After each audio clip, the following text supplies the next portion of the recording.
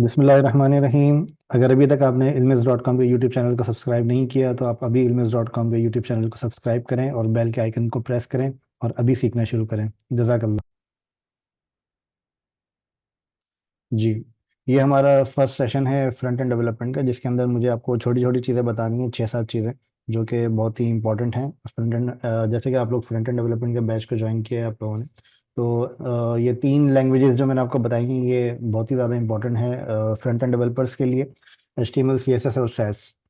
Cess आप कह सकते हैं कि ऑप्शनल कह सकते हैं आप, क्योंकि इससे रेलिवेंट और भी दूसरी लैंग्वेजेस होती हैं, लेकिन HTML और CSS के बगैर आपकी कोई भी वेबसाइट आपकी नहीं बनती है। ठीक है, तो सबसे पहले मैं आपको बताता हूँ कि फ्रंट एंड डेवलपमेंट में तो हम थोड़ा सा बाद में आते हैं। पहले मैं आपको थोड़ा सा ये बता देता हूँ कि डेवलपमेंट एक्चुअली क्या होती है। डेवलपमेंट एक्चुअली आपके पास होती हैं जो कि वेब डेवलपमेंट और मोबाइल ऐप डेवलपमेंट। ठीक है, और ये आपकी दो फ्रंट एंड डेवलपमेंट्स के अंदर आ जाती हैं। और इसके अंदर अगर आप बैकएंड की बात करें तो बैकएंड के अंदर आपके पास बैकएंड डेवलपमेंट आपके पास सेपरेट होती है, जो कि डेवलपमेंट का ही पार्ट है। अच्छा, डेवलपमेंट आपके पास मैंने आपको बताई दो तरह की डेवलपमेंट्स, एक होती है आपकी फ्रंट एंड डेवलपमेंट और एक डेवलपमेंट होती है आपकी बैक एंड डेवलपमेंट। ठीक है।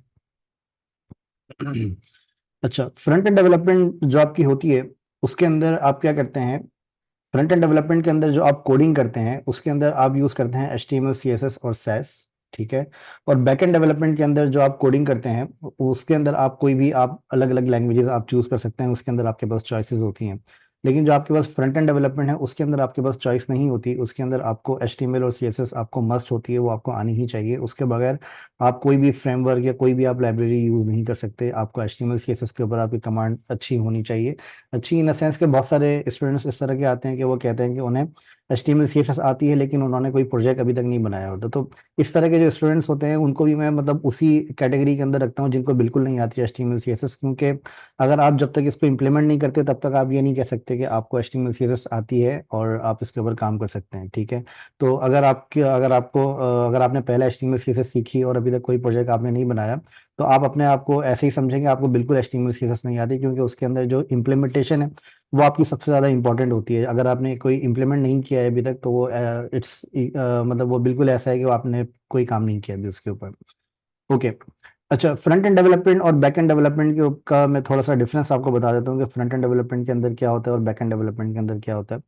फ्रंट एंड डेवलपमेंट आपकी जो होती है उसके अंदर जो आप जो लैंग्वेजेस आप सीखे आप उसके अंदर आप जो लैंग्वेजेस लिख रहे होते हैं और वो क्या इम्पैक्ट कर रही होती है आपकी वेबसाइट के ऊपर या आपके मोबाइल ऐप के ऊपर।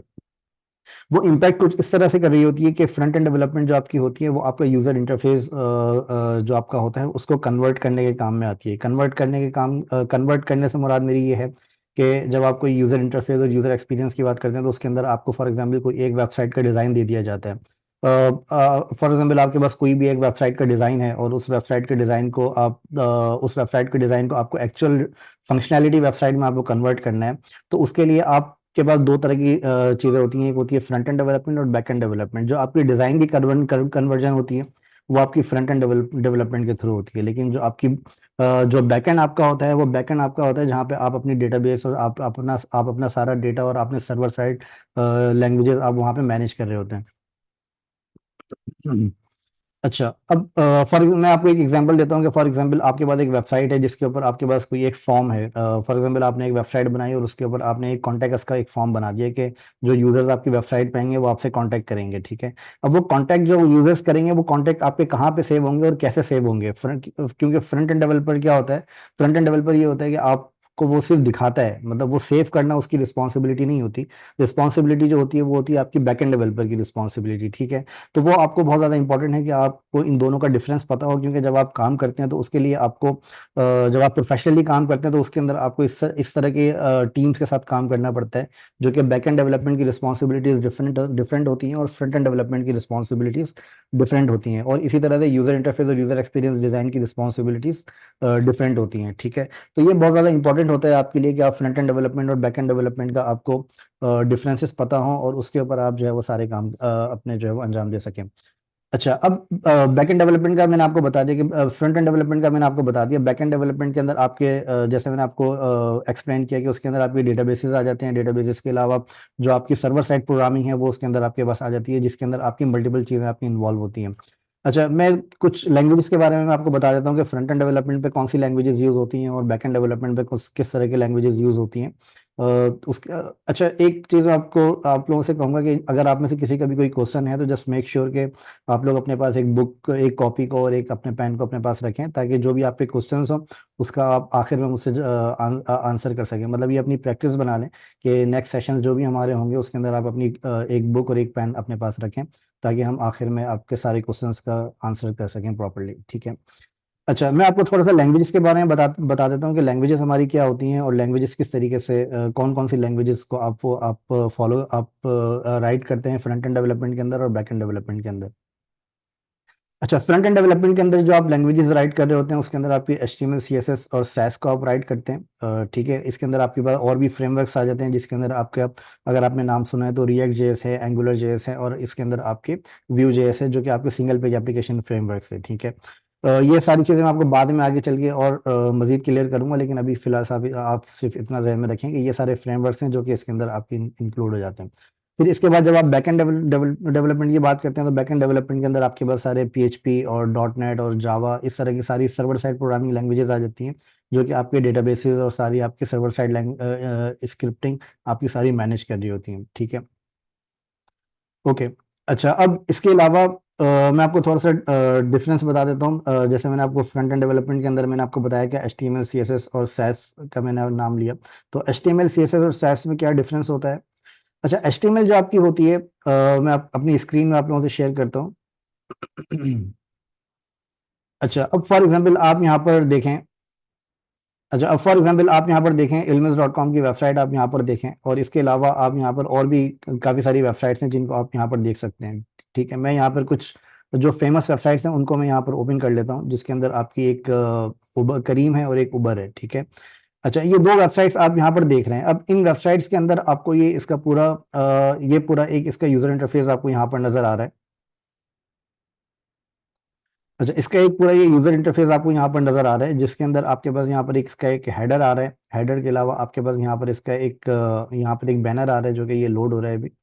एक बैनर यहाँ पर आ रहा है। फिर इसके बाद आपके पास यहाँ पर इसके चार ऑप्शंस आ रहे हैं। तो ये सारी चीजें आपके पास आप HTML CSS के जरिए आप इनको कन्वर्ट करते हैं फ्रंट एंड डेवलपमेंट के अंदर। मतलब ये आपका सिर्फ डिजाइन नहीं होता। डिजाइन आप अगर यहाँ पर देखें कि एक मेरे पास एक फिग्मा की फाइल ओपन है। इस फिग्मा की फाइल के अंदर अगर आप देखें, अगर आपको फिग्मा का नहीं पता तो आप मेरे फिग्मा के सेशंस आप देख सकते हैं। आप मुझे व्हाट्सएप पे मैसेज कर दीजिएगा, मैं आपको फिग्मा के सेशंस में आपको शेयर कर दूंगा। एक्चुअली आपको थोड़ा बहुत इसकी बेसिक्स आपको पता होनी चाहिए फिग्मा की भी, तो वो ज़्यादा वो इंपॉर्टेंट है आप लोगों के लिए। ठीक है। अच्छा, अब जैसे आप ये फिग्मा का डिजाइन देख रहे हैं, अब इसके अंदर ये सिर्फ डिजाइन है, जिसके अंदर आप कोई भी काम आप यहाँ पर नहीं कर सकते। जैसे फॉर एग्जांपल यहाँ पर एक ईमेल एड्रेस लिखा हुआ आ रहा है, तो आप यहाँ से आप ईमेल एड्रेस को सबमिट नहीं कर सकते। ठीक है। क्योंकि क्योंकि ये सिर्फ आपका डिजाइन है, ये आपका फंक्शनल चीज नहीं है आपकी। ठीक है, ये सिर्फ आपका डिजाइन है। अच्छा, इस डिजाइन को एक्चुअल फंक्शनैलिटी में कन्वर्ट करने के लिए आपको फ्रंट एंड के ऊपर जरूरत पड़ती है HTML की और CSS की। ठीक है। सैस की जरूरत नहीं पड़ती आपको, HTML और CSS की जरूरत पड़ती है। सैस कहाँ पर आपका इंक्लूड होता है मैं आपको बताता हूँ, लेकिन अभी आप फिलहाल सिर्फ इसको ये ध्यान में रखेंगे HTML और CSS की जरूरत पड़ती है। अच्छा, HTML आपकी क्या होती है। HTML आपकी ये होती है कि जो भी आपको फ्रंट पे आपको यहाँ पर यूजर को नजर आता है, ये सारा आपका HTML के जरिए लिखा जाता है कोड। लेकिन CSS में क्या होता है, CSS के अंदर CSS आपको कहते हैं कास्केडिंग स्टाइल शीट, इसकी एक फुल फॉर्म है। ठीक है। और CSS के अंदर क्या होता है कि जो भी आपका यहाँ पर जो आपका स्टाइलिंग होती है, वो स्टाइलिंग आपकी CSS के जरिए होती है। स्टाइलिंग से मुराद मेरी क्या है कि फॉर एग्जांपल अगर आप यहाँ पर देखें तो ये लोगो आपके पास यहाँ पर लेफ्ट के ऊपर आ रहा है। फिर इसके बाद आपके पास यहाँ पर ये मेन्यू आ रहा है। फिर जब आप किसी मेन्यू के ऊपर माउस लेकर जाते हैं तो आपके पास यहाँ पर माउस का इसका कलर ग्रीन हो जाता है। ठीक है। इसी तरह से आपके पास यहाँ पर एक राइट पर एक बटन आ रहा है। मतलब इसकी जो पोजीशंस होती हैं, जो इसकी सारे कलर्स होते हैं, जो इसके फॉन्ट्स होते हैं, ये सारी चीजें आपकी CSS के जरिए सेट होती हैं। ठीक है। बगैर CSS के ये इसमें से ये चीजें आपकी स्टाइलिंग आपकी सेट नहीं होती। ये सारी चीजें आपकी CSS के जरिए सेट होती हैं। ठीक है। अब फॉर एग्जांपल मेरे पास ये CSS है, अब ये मैं इस CSS को रिमूव कर देता हूँ यहाँ से। तो अब आप यहाँ पर देखेंगे कि आपकी करीम की वेबसाइट है वो पूरी बिल्कुल खराब हो गई। ठीक है। मतलब जाहिर है कि ये दूसरे यूजर्स के पास खराब नहीं हुई, यहाँ पे मैंने मैनुअली इसकी CSS को मैंने यहाँ से रिमूव कर दिया। तो ये मेरे पास यहाँ पर ये पूरी वेबसाइट मेरी खराब हो गई है करीम की। ये खराब किस वजह से हो गई? खराब इस वजह से हुई है क्योंकि यहाँ पर मैंने इसकी सीएसएस को पूरा रिमूव कर दिया, तो अब यहाँ पर आपके पास कोई भी स्टाइलिंग आपके पास यहाँ पर नहीं नजर आ रही है आपको, ठीक है। तो ये आपकी सारी सीएसएस आपकी यहाँ से रिमूव हो गई है। मैं इसको रिफ्रेश करता हूँ तो ये इस रिफ्रेश करने के बाद ये बिल्कुल अब ठीक हो गई है आपके पास करीम की वेबसाइट।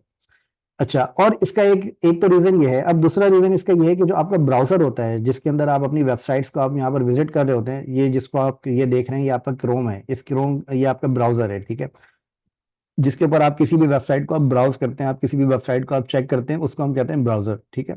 अच्छा, अब इस ब्राउजर के ये ब्राउजर जो आपका होता है, ये ब्राउजर जो आपकी लैंग्वेज समझता है वो आपकी HTML CSS और जावास्क्रिप्ट, ये 3 तरह की लैंग्वेजेस हैं जो आपके ये ब्राउजर समझता है, ठीक है, जिसके जरिए ये सारा अपना काम करता है।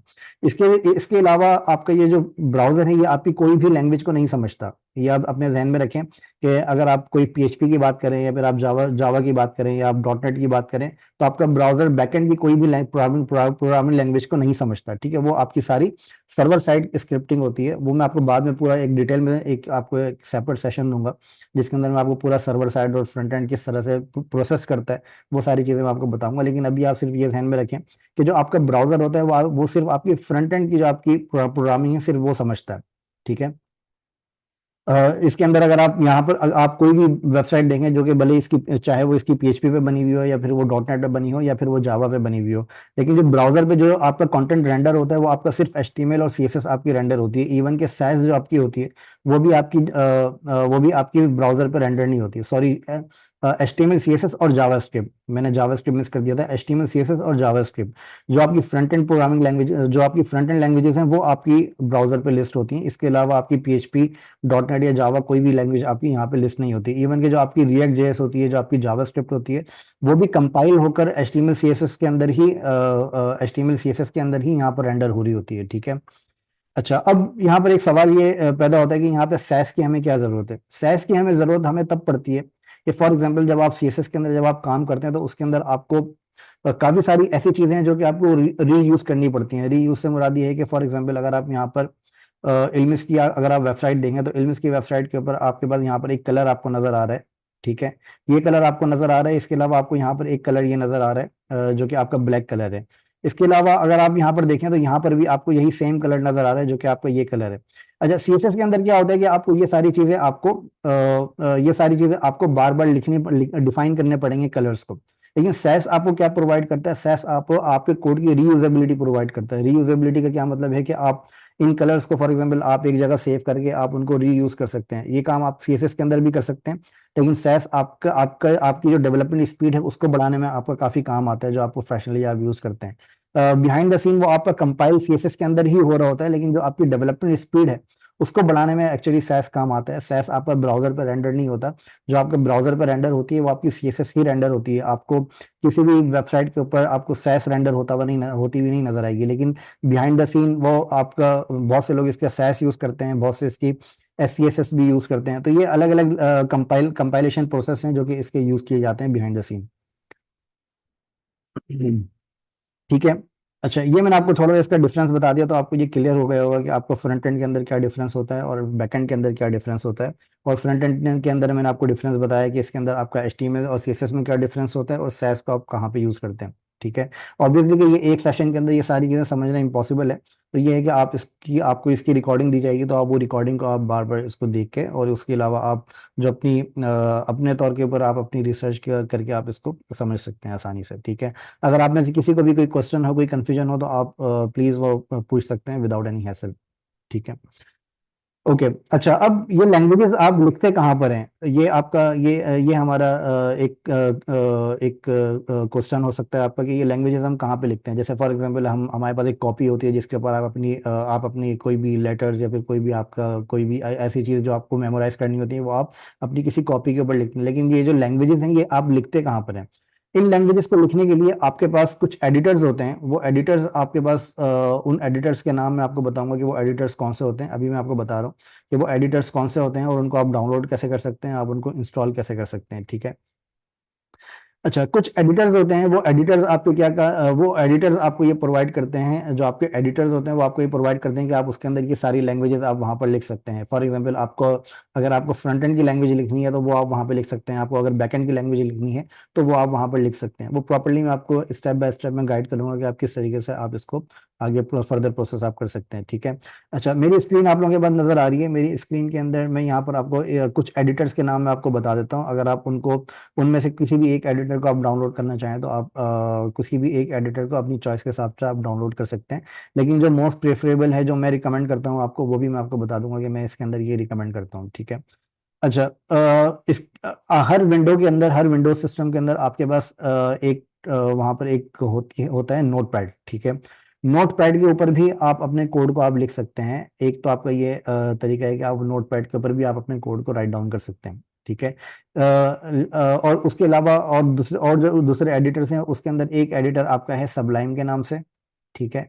अगर आप गूगल पे सर्च करेंगे तो आपको सबलाइम एडिटर आपको यहाँ पे नजर आ जाएगा, ठीक है। इसके अलावा एक एडिटर है आपके पास विजुअल स्टूडियो कोड के नाम से,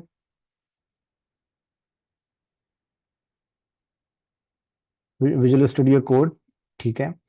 और इसके अलावा एक एडिटर आपके पास आता है एटम के नाम से, ठीक है। तो ये सारे एडिटर्स मैं आपको बता रहा हूँ कि ये सारे एडिटर्स आप अपने पास यूज कर सकते हैं, लेकिन मैं आपको इसके अंदर फिलहाल मैं एटम में यूज नहीं करता, तो मैं आपको वो नहीं बताऊंगा। मैं आपको इन दोनों का आप देख लें कि इन दोनों में से आप जो एडिटर आप चाहें आप यूज कर सकते हैं। इसके अलावा और भी काफी सारे एडिटर्स हैं जिसके अंदर आपका इंटेलिज आइडिया भी आ जाता है, और इसके अलावा आपके पास और भी काफी सारे एडिटर्स आते हैं जो कि बहुत ज्यादा हैवी होते हैं, तो मैं उनको रिकमेंड आपको नहीं करूंगा कि आप उनको डाउनलोड करें, ठीक है, क्योंकि वो बहुत ज्यादा हैवी सॉफ्टवेयर होते हैं जो कि जब आप बैकएंड स्क्रिप्टिंग के ऊपर काम करते हैं तो वहां पर आपको उनकी जरूरत पड़ती है, लेकिन अभी फिलहाल आपको उनकी जरूरत नहीं है।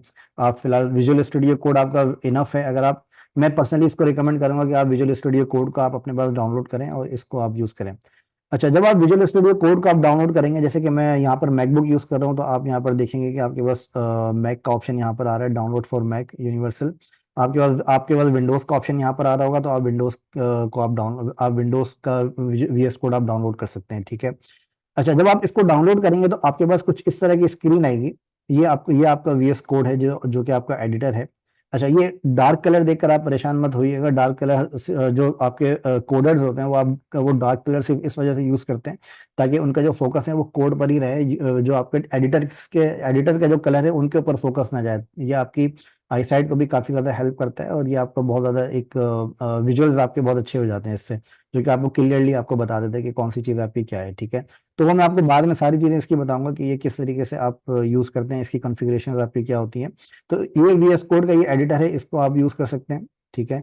इसके अंदर आपके पास जब आप ये वीएस कोड के एडिटर को जब आप डाउनलोड करेंगे तो इसके अंदर आपके पास ऑप्शंस आते हैं काफ़ी सारे, जो कि आप अपने पास इसको यूज़ करेंगे, जिसके अंदर एक सबसे पहले आपके पास ऑप्शन आता है एक्सप्लोरर का, ठीक है। एक्सप्लोरर के अंदर आप यहाँ पर अपनी फाइल्स जो आप बनाते हैं, जो फॉर एग्जांपल अगर आप कोई HTML लिख रहे हैं तो आप सबकी आप अलग अलग फाइल्स आप डिवाइड करते हैं। फाइल्स कैसे सेपरेट करते हैं, फाइल सेपरेट करने का तरीका आपका, मैं सारी बेस्ट प्रैक्टिसेस आपको बताऊंगा कि बेस्ट प्रैक्टिसेस क्या होती हैं, कौन सी फाइल को आप किस तरह से आप सेपरेट कर सकते हैं, ठीक है। वो सारी चीज़ें मैं आपको बताऊंगा वन बाय वन करके, लेकिन अभी मैं आपको इसका VS कोड का मैं थोड़ा सा ओवरव्यू मैं आपको दे रहा हूँ, ठीक है। अच्छा, VS कोड के ओवरव्यू के अंदर यहाँ पर आपके पास आता है पेजेस का एक ऑप्शन आपके पास आता है। फिर इसके बाद आपके पास यहाँ पर एक सर्च का ऑप्शन आता है, ठीक है। सर्च का ऑप्शन एक्चुअली आपका क्या करता है, फाइल्स के ऑप्शन के अंदर आपकी जो भी फाइल्स होती हैं वो आप यहाँ पर आपकी लिस्ट होती हैं, चाहे वो आपके फॉर एग्जांपल आप एक वेबसाइट बना रहे हैं और उस वेबसाइट के अंदर आपके पास काफ़ी सारे पेजेस हैं। पेजेस क्या होते हैं किसी भी वेबसाइट के अंदर, पेजेस ये होते हैं कि फॉर एग्जांपल जब आप एलएमएस पेपर जाएंगे तो यहाँ पर आपको काफ़ी सारे पेजेस नजर आ रहे हैं कि ट्यूटर फाइंडर है, इनसाइट्स है, ट्यूटोरियल्स है, इवेंट्स एंड वेबिनार्स हैं, institutions, jobs, batches, quizzes, become an instructor. तो ये सारे आपको यहाँ पर अलग अलग पेजेस नजर आ रहे हैं, तो जाहिर सी बात है कि हर पेज की अपनी अलग फाइल होगी, ठीक है। अच्छा, फिर इसके बाद आप यहाँ पर इसके अंदर जाते हैं तो यहाँ पर भी आपके पास अलग अलग पेज आपको नजर आते हैं, फाइंड ऑनलाइन ट्यूटर्स, इनसाइट्स, फिर ट्यूटोरियल्स आपके पास आते हैं, तो ये सारे आपके पास अलग अलग पेजेस होते हैं, ठीक है। अब इसके अंदर आपके पास पेजेस के अंदर भी आपके पास अलग अलग टाइप्स होती हैं कि आपके पास स्टैटिक होती है और एक डायनेमिक टाइप्स आपके पास होती है, ठीक है। जिसके अंदर आपका स्टैटिक और डायनेमिक क्या होता है ये मैं आपको डिटेल के अंदर मैं अपने नेक्स्ट सेशंस के अंदर मैं आपको बताऊंगा, लेकिन अभी फिलहाल आप ये ध्यान में रखेंगे, ये आपके अलग अलग पेजेस का कॉन्सेप्ट जो आपका होता है वो ये होता है कि आपकी जो फाइल्स होती हैं उन फाइल्स को आप अलग अलग सेपरेटली आप डिवाइड कर सकते हैं। जैसे कि आप यहाँ पर बना सकते हैं home.html, ठीक है। ये .html क्या है, ये सारी चीज़ें मैं आपको बताऊंगा कुछ मतलब बाद में मैं आपको सारी चीज़ें बताऊंगा, लेकिन आप अभी सिर्फ ये ध्यान में रखें कि ये पेजेस आपके यूज में आते हैं, जो कि आप मल्टीपल पेजेस को आप यहाँ पर एक्सप्लोर कर सकते हैं, ठीक है। इसके अलावा सर्च का ऑप्शन आपके पास आता है। सर्च के ऑप्शन का मतलब ये है कि फॉर एग्जाम्पल आप कोई वेबसाइट बना रहे हो और उसके अंदर आपका बहुत ज़्यादा कोड है, ठीक है, और उसके अंदर आपको सर्च करने की ज़रूरत पड़ रही है, तो आप अपने पूरे कोड के अंदर आप उसके अंदर आप सर्च कर सकते हैं। फॉर एग्जाम्पल आप कोई एक वर्ड सर्च करना चाह रहे हैं तो वो आप पूरे कोड के अंदर आप सर्च कर सकते हैं। इसके अलावा आपके पास यहाँ पर सोर्स कंट्रोल आता है। सोर्स कंट्रोल आपका क्या होता है कि ये आपका एक, जब आप टीम के साथ काम करते हैं तो आपके पास मल्टीपल टीम मेंबर्स काम कर रहे होते हैं आपके पास एक सिंगल प्रोजेक्ट के ऊपर, ठीक है। तो मल्टीपल टीम मेंबर्स आपके पास जो उनकी कोड शेयरिंग जो आपकी होती है वो आपकी यहाँ पर बहुत ज़्यादा हेल्पफुल हो जाती है, जो कि आपका कनेक्टेड होता है आपके कोड शेयरिंग प्लेटफॉर्म से, जो कि जिसके अंदर आपके कुछ प्लेटफॉर्म्स हैं। मैं आपको प्रॉपरली गाइड करूंगा कि वो कौन से प्लेटफॉर्म्स होते हैं, जिसके अंदर मैं अभी सिर्फ आपको मैं नाम बता देता हूँ। एक एल्गोरिथम यूज करते हैं गिट के नाम से, GIT, ठीक है। अच्छा, वो एल्गोरिथम आपका क्या करता है कि उस एल्गोरिथम को काफ़ी सारे ऐसे थर्ड पार्टी प्लेटफॉर्म है जो उस एल्गोरिथम को फॉलो करते हैं, जिसके अंदर एक नाम है आपका गिटहब और दूसरा नाम है आपका बिटबकेट, ठीक है। इसके अलावा और भी कुछ टूल्स हैं जो कि आपका इस जो कि आपके वर्जन कंट्रोलिंग में आपको हेल्प करते हैं। अच्छा, वर्जन कंट्रोलिंग क्या होती है? वर्जन कंट्रोलिंग, ये जो आपका गिट में गिटहब का मैंने नाम लिया और गिट का मैंने नाम लिया और बिटबकेट का मैंने नाम लिया, ये आपके वर्जन कंट्रोल सिस्टम होते हैं। वर्जन कंट्रोल सिस्टम आपके क्या होते हैं कि फॉर एग्जांपल आप किसी वेबसाइट पे काम कर रहे हैं और आपने फॉर एग्जांपल कोई चेंजेस आपको करनी है, तो हर चेंज का वो आपका एक अलग वर्जन मैनेज करते हैं। हर चेंज, फॉर एग्जांपल आपको कोई आपने कोई एक साल पहले कुछ चेंज किया था या आपने कुछ एक महीने पहले कुछ चेंज किया था, और अब आपको वो चेंज आपको ढूंढना है कि वो चेंज किसने किया था और कब वो चेंज किया था और वो चेंज एक्चुअली किया क्या था, क्या चेंज था उसके अंदर। तो वो उसको ट्रैक करने के लिए आपके पास एक सिस्टम होता है गिट के नाम से, ठीक है, जिसको आप यूज करते हैं। पहले यूज करते थे, SVN यूज करते थे अर्ली स्टेजेस के अंदर, लेकिन अब वो गिट के नाम से यूज करते हैं, जो कि आप गिटहब भी यूज कर सकते हैं और बिटबकेट भी यूज कर सकते हैं, जो कि ऑन टॉप ऑफ गिटहब ही बना हुआ है, ठीक है। Git on top of git बना हुआ है, ओके। ये मैं सारी चीजें आपको बाद में डिटेल के अंदर मैं पूरी समझाऊंगा, तो अभी इसके अंदर कोई कॉम्प्लेक्सिटी क्रिएट मत करिएगा अपने माइंड के अंदर। आप जस्ट ये ध्यान में रखें कि ये जो आपका पैनल है ये उसके काम में आता है। फिर इसके अलावा आपके पास यहाँ पर एक्सटेंशंस आती हैं कुछ, यहाँ पर आपके पास कोड को रन एंड डिबग करने के ऑप्शंस आते हैं। रन एंड डिबग करने का मतलब ये होता है कि फॉर एग्जांपल आप यहाँ पर कोई वेबसाइट के ऊपर काम करें और आपको अपनी टेस्टिंग करनी है, अपनी डिबगिंग करनी है। आपको कोई प्रॉब्लम आ रही है और आपको डिबग करना है कि वो एरर कहाँ पर आ रहा है, कौन सी लाइन में एरर आ रहा है और एरर की का रीज़न क्या है, वो डिबग करने के आपको ये काम में आता है रन एंड डिबग, ठीक है। ये मैं आपको सारी चीज़ बताऊंगा बाद में, तो अभी ये मैं इसको ज़्यादा कॉम्प्लेक्स नहीं करूंगा, अभी जस्ट मैं आपको ओवरव्यू दे रहा हूँ। फिर इसके अलावा आपके पास यहाँ पर थर्ड में ऑप्शन आता है एक्सटेंशंस का। एक्सटेंशंस आपकी क्या होती हैं? जो आप VS कोड का, जो आप विजुअल स्टूडियो कोड का ये जो आप एडिटर देख रहे हैं, इस एडिटर को यूज करने में कुछ काफ़ी सारी एक्सटेंशंस ऐसी हैं जिसको हम यूज करते हैं, और वो बहुत ज़्यादा आपको हेल्प करती हैं आपके कोड राइटिंग के अंदर और कोड राइटिंग स्टाइल्स के अंदर, ठीक है। फॉर एग्जाम्पल आपके पास एक प्रोजेक्ट के ऊपर 5 मेंबर्स काम कर रहे हैं। अब हर मेंबर का कोड राइटिंग स्टाइल आपका डिफरेंट हो सकता है, तो आप यहाँ पर कुछ इस तरह की एक्सटेंशंस आप यूज कर सकते हैं जिससे आपका जो आपका कोड राइटिंग स्टाइल है वो आपका सिमिलर हो सके, वो आप उसके आप रूल्स आप अप्लाई कर सकते हैं कि वो रूल्स आपका हर टीम मेंबर उन रूल्स को फॉलो करे, और ये आपको ये फोर्स करता है कि आप उन रूल्स को फॉलो करके आप अपने कोड की राइटिंग आप कर सकें, ठीक है। तो ये सारी चीज़ मैं आपको बाद में बताऊंगा कि आप कौन से पैकेज, कौन सी एक्सटेंशन होती हैं वो आप यूज़ करते हैं और वो किस तरह से काम करती हैं, ठीक है। अच्छा, तो ये मैंने आपको थोड़ा सा इसका, ये इन ऑप्शंस का मैंने आपको बताया। अब इसके अलावा मैं आपको यहाँ पर यहाँ पर आप इसके अलावा आपके पास यहाँ पर एक राइट पैनल आता है। राइट पैनल के अंदर आपके पास यहाँ पर आपके पास फाइल्स का आ रहा होता है कि आपको फॉर एग्जांपल अगर न्यू फाइल बनानी है तो आप यहाँ पर न्यू फाइल बना सकते हैं। आपको यहाँ पर कोई एग्जिस्टिंग फाइल ओपन करनी है तो आप कोई एग्जिस्टिंग फाइल ओपन कर सकते हैं।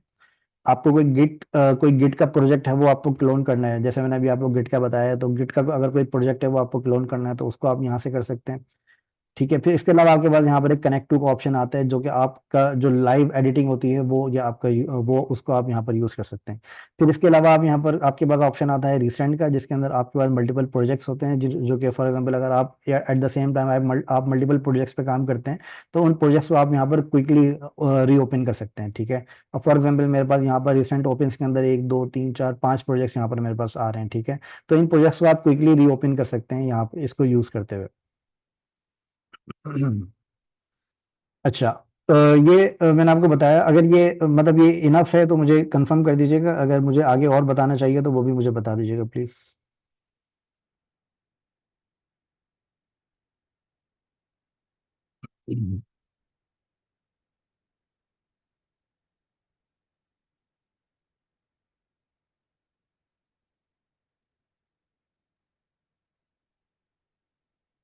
जी, अगर किसी को कोई कॉम्प्लेक्सिटी है तो मुझे बता दें, क्योंकि मुझे मैसेज तो आया है मिस्टर शेब खान का, वो कह रहे हैं कि आगे बता दूं, लेकिन कुछ स्टूडेंट्स ऐसे भी हो सकते हैं जो कि बिल्कुल ही अर्ली स्टेज है और उनको ये थोड़ा सा कॉम्प्लेक्स भी लग सकता है। तो प्लीज़ मुझे, अगर किसी को कॉम्प्लेक्स फील हो रहा है तो वो प्लीज़ यहाँ पर मुझे इन्फॉर्म कर दें।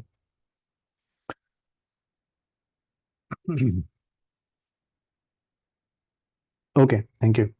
ठीक है, अच्छा, अब इसके बाद आपके पास यहाँ पर ऑप्शन आता है। फॉर एग्जांपल मैं यहाँ पर आपको बताता हूँ कि आप किस तरीके से आप